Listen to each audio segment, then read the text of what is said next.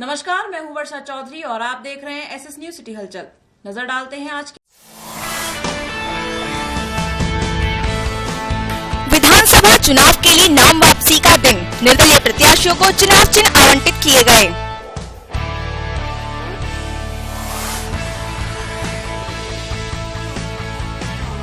Moradabad railway station पर दिन दहाड़े मारी रेलवे कर्मी को गोली। जांच में जुटी पुलिस टीम।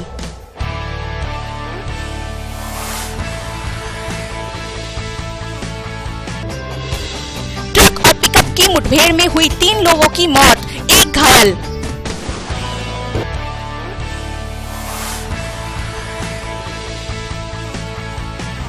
आर्य कन्या महाविद्यालय में रेंजर्स कैंप का समापन। डॉक्टर सीमा राठी ने किया संचालन।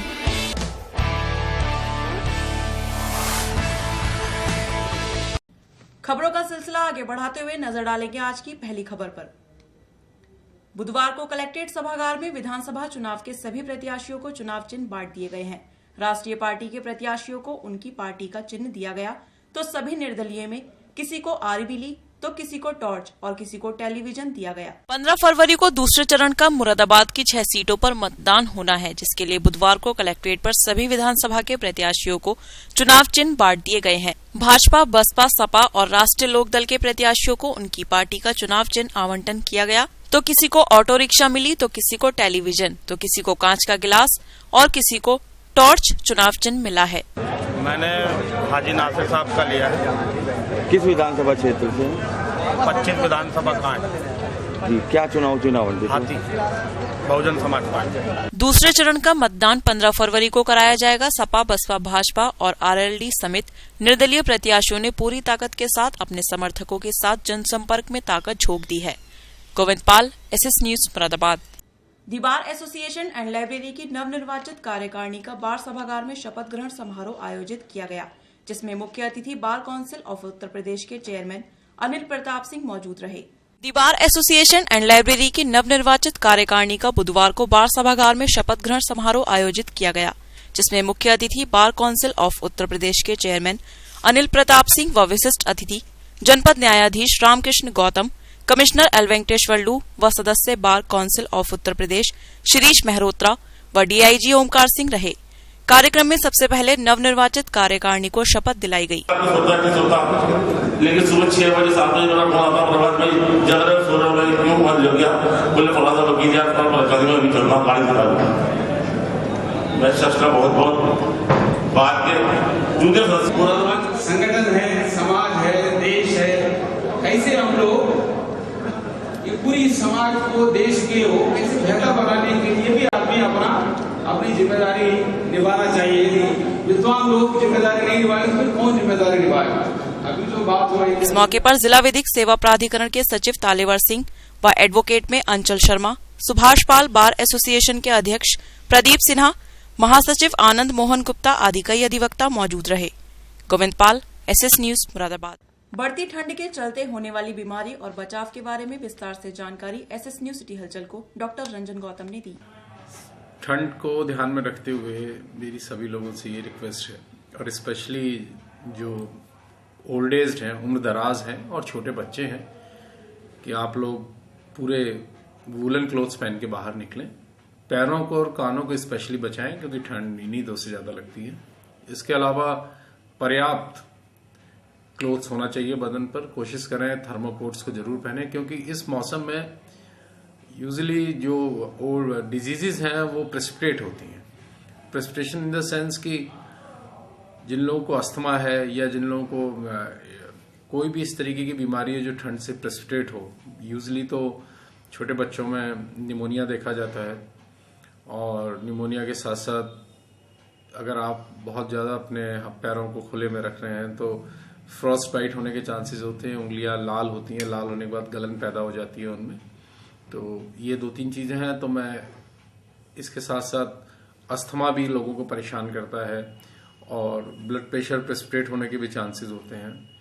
तो इन सारी चीज़ों को दृष्टिगत रखते हुए आवश्यक है कि जिन लोगों को ठंड से एलर्जी है, ठंड के नियत तापमान के नीचे जाने पर अगर उनको एलर्जी है, तो वो अपने एक्सट्रीमिटीज़ को, हाथ पैरों को कवर करके रखें, ग्लव्स पहने, गर्म मोजे पहने, इसके अलावा वूलन क्लोथ्स प्रॉपरली पहन के रहें, क्योंकि अगर बॉडी हाइपोथर्मिया में चली जाती है, नॉर्मल से कम टेम्परेचर हो जाता है, तो मैनेज करना मुश्किल होता है।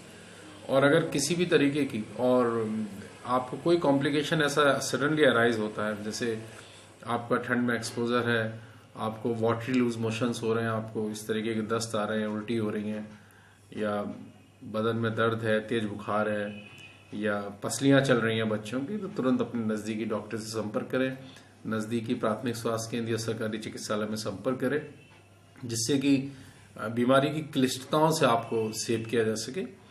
और कोशिश करें कि एक्सट्रीम वेदर में, जैसे एक्सट्रीम मॉर्निंग है, एक्सट्रीम नाइट है, इसमें आप लोग टहलने से भी बचें। जब कंफर्टेबल फील करें उसी समय में टहलें।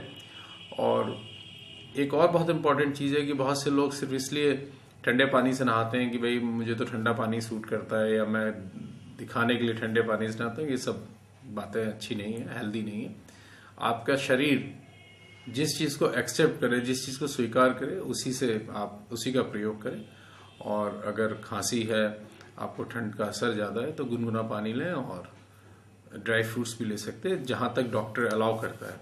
लेकिन ये जो बेसिक प्रिकॉशंस मैंने बताए हैं, यही स्वास्थ्य विभाग की तरफ से आप लोगों को एक सलाह है। और इस सलाह के मद्देनज़र आप स्वस्थ भी रहेंगे, और अगर अपनी बॉडी की तासीर को पहचान के आप रहेंगे तो ज़्यादा दिन तक स्वस्थ रह सकते हैं, ठंड से बचाव भी रह सकते हैं। Thank you. बुधवार को इंडियन मेडिकल एसोसिएशन द्वारा तीर्थंकर महावीर मेडिकल कॉलेज में छात्र छात्राओं द्वारा एक बैठक आईएमए भवन में आयोजित की गई। केंद्र सरकार के स्वास्थ्य मंत्रालय द्वारा चिकित्सकों के एमबीबीएस करने के बाद नेशनल एग्जिट टेस्ट पास करने अनिवार्य के लिए विरोध में एक मेडिकल छात्राओं की बैठक आईएमए भवन में आयोजित की गई। पहला अमेंडमेंट ये है कि जो हमारे एमबीबीएस के ग्रेजुएट निकलेंगे उनको एक एग्जिट एग्जाम देना होगा। उस एग्जिट एग्जाम देने के बाद ही वो एमसीआई में रजिस्टर होंगे प्रैक्टिस करने के लिए या कोई जॉब करने के लिए, तभी एंटाइटल्ड होंगे। दूसरा ये है कि उसी एग्जिट एग्जाम से पीजी में एडमिशन होगा। हमारा विरोध ये है कि जब हमारे स्टूडेंट्स एमबीबीएस फाइनल का इम्तिहान देते हैं और हमारी यूनिवर्सिटीज कैपेबल हैं, और तो उनसे वो दोबारा एग्जाम क्यों लिया जा रहा है? उनमें क्या उनको गवर्नमेंट सोचती है कि यूनिवर्सिटीज हमारी सब स्टैंडर्ड है। जब हमारी यूनिवर्सिटीज एक फाइनल एमबीबीएस एग्जाम ले रही हैं तो एग्जिट एग्जाम नहीं होना चाहिए। हमारा पुरजोर विरोध है। और यदि आपको एग्जाम लेना ही है तो आप फाइनल एमबीबीएस का एग्जाम ही उनका ले लीजिए, और उसी फाइनल एमबीबीएस का नेशनल लेवल पे एक ही एग्जाम होना चाहिए। उसको क्वालिफाई करते ही वो मेडिकल उसमें जो है रजिस्टर हो जाना चाहिए, एमसीआई उसको रजिस्टर कर ले। 2 एग्जाम देने की क्या जरूरत पड़ती है? दूसरा विरोध ये है कि 50% सीट्स का रिजर्वेशन जो है वो जो हैगा उन लोगों के लिए किया जा रहा है जो 3 साल रूरल में प्रैक्टिस करके गवर्नमेंट जॉब कर रहे हैं। हमारा विरोध ये है कि जो हमारे जो नए ग्रेजुएट्स हैं फिर वो उनका क्या होगा।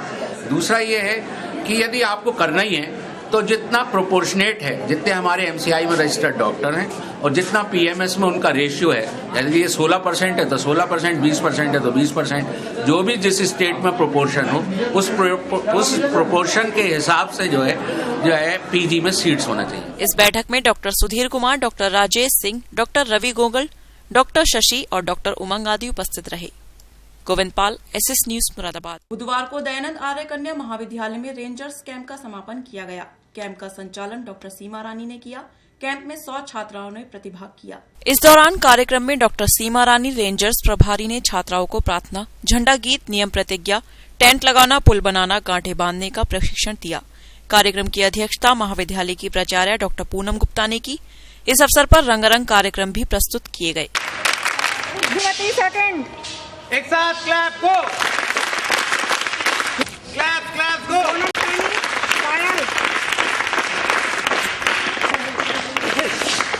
कार्यक्रम में महाविद्यालय की सभी प्रवक्ताएं मौजूद रही। आज हमारा रेंजर्स का जो ट्रेनिंग कैंप चल रहा था उसका समापन समारोह है। इसमें लगभग 100 छात्राओं ने प्रतिभाग किया था और ट्रेनिंग के दौरान इन्हें टेंट पिचिंग, पुल बनाना और शिविर, गांठे बंधन, प्रार्थना, झंडा गीत, पुल बनाना, रंगोली, निबंध प्रतियोगिता, पोस्टर, बहुत सारे कॉम्पिटिशन्स इनके हेल्ड अप करे गए। इसके साथ साथ फूड प्लाजा का भी इन्होंने अरेंजमेंट किया। बुधवार को रेलवे स्टेशन पर उस वक्त हड़कंप मच गया जब दिन दहाड़े बदमाशों ने रेलवे कर्मी की गोली मारकर हत्या कर दी। फिलहाल पुलिस ने शव को पोस्टमार्टम के लिए भेज दिया है और फरार बदमाशों की तलाश शुरू कर दी है। उत्तर प्रदेश में बढ़ते बदमाशों के हौसले पर लगाम लगती दिखाई नहीं पड़ रही है। ताजा मामला मुरादाबाद से है। यहां आज दिन दहाड़े बदमाशों ने रेलवे स्टेशन परिसर में एक रेलवे कर्मचारी की गोली मारकर हत्या कर दी और हथियार लहराते हुए फरार हो गए। दिन दहाड़े हुई वारदात के बाद से रेलवे स्टेशन पर दहशत का माहौल बना हुआ है। फिलहाल वारदात की सूचना पर मौके पर पहुंची पुलिस ने शव को कब्जे में लेकर पोस्टमार्टम के लिए भेज दिया है। वहीं एसपी सिटी अभिषेक यादव ने बताया कि मृतक की पहचान विशाल विलियम के रूप में हुई है, जो कि अपने पिता की मौत के बाद से रेलवे में नौकरी कर रहा था। जल्द ही वारदात को अंजाम देने वाले हत्यारों को पकड़कर पूरे मामले का खुलासा किया जाएगा। का एरिया है, वहाँ पे एक व्यक्ति है विशाल, इनको गोली मारी गई है। दो अज्ञात युवकों द्वारा वो कैंटीन में बैठ के चाय पी रहे थे, इनको बुलाया गया और कोई बातचीत हुई है, कुछ कहासुनी उनके आपस में हुई है, फिर इनको गोली मारी गई है। और इसमें पुलिस की टीम लगी है, इन्वेस्टिगेशन करी जा रही है, जांच करी जा रही है। जैसे इसमें आगे चीज़ें निकल के आगे वर्कआउट होता है। बेसिक जो सर रेलवे कर्मचारी था क्या? हाँ, ये रेलवे के वर्कशॉप में काम कर रहा था, रेलवे कर्मचारी। अभी उसके संबंध तफ्तीश की जा रही है पुलिस द्वारा। बुधवार को कटघर थाना क्षेत्र स्थित हाईवे पर उस वक्त सनसनी फैल गई जब ट्रक और पिकअप की भिड़ंत में एक युवक की मौत हो गई। परिजनों ने हाईवे पर जाम लगा दिया। मुरादाबाद जनपद में आज सुबह हुए एक भीषण हादसे में एक युवक की मौत हो गई। नेशनल हाईवे 24 पर कोहरे के चलते हुए इस हादसे के बाद घंटों हंगामा चलता रहा और लोगों ने पुलिस पर देरी से पहुंचने का आरोप लगाते हुए जमकर हंगामा किया। नेशनल हाईवे 24 पर आज सुबह तेज रफ्तार ट्रक ने अपने आगे जा रही पिकअप गाड़ी को टक्कर मार दी। टक्कर इतनी भीषण थी कि पिकअप गाड़ी के परखच्चे उड़ गए और पिकअप ड्राइवर की मौके पर ही मौत हो गई। सुबह हुए इस हादसे की जानकारी मिलते ही मृतक के परिजन मौके पर पहुंच गए और हंगामा करने लगे। पुलिस पर देरी से पहुंचने का आरोप लगाते हुए परिजनों ने जमकर हंगामा किया और हाईवे पर वाहनों की आवाजाही रोक दी। परिजनों के हंगामे के बाद भारी संख्या में पुलिस बल मौके पर पहुंचा और परिजनों को बामुश्किल समझाकर हाईवे खोला गया। अब इसके संदर्भ में आरटीओ से जो है वार्ता की जाएगी, ऐसे क्यों हो रहा है, जो कि अब इसमें कोहरा जो है सुबह का टाइम पड़ता है तो इसलिए एक्सीडेंट जो है कई हो गए, 3-4 एक्सीडेंट हुए हैं। सर हादसे के बारे वगैरह की कुछ इसको घोषणा की गई है? नहीं, ऐसी कोई अभी घोषणा नहीं की गई है। जो भी होगा जो है मतलब प्रशासनिक रूप से वो जो है आचार संहिता के तहत कार्रवाई की जाएगी। क्या नाम है सर मृतक का? रियाजुद्दीन। कहाँ निवासी सर? ये नियामतपुर इकरोटिया, थाना मुंडा पांडे। सर थोड़ा हादसे के बारे में बताइए, किस किस में हादसा हुआ है, कैसे हादसा हुआ था? हादसा एक जो है पिकअप थी, पिकअप को जो है वो टक्कर लगी है, जो है आगे से वो पीछे से। तो कितनी कैजुअलिटी हुई? एक कैजुअलिटी। कोई घायल भी नहीं? जो घायल है उनको भिजवा दिया गया। आज के बुलेटिन में बस इतना ही। कल फिर हाजिर होंगे और खबरों के साथ। नमस्कार। विधानसभा चुनाव के लिए नाम वापसी का दिन, निर्दलीय प्रत्याशियों को चुनाव चिन्ह आवंटित किए गए।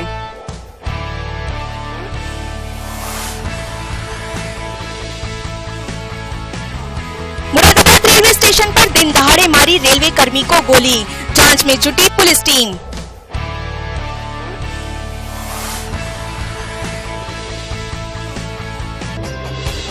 ट्रक और पिकअप की मुठभेड़ में हुई 3 लोगों की मौत, 1 घायल।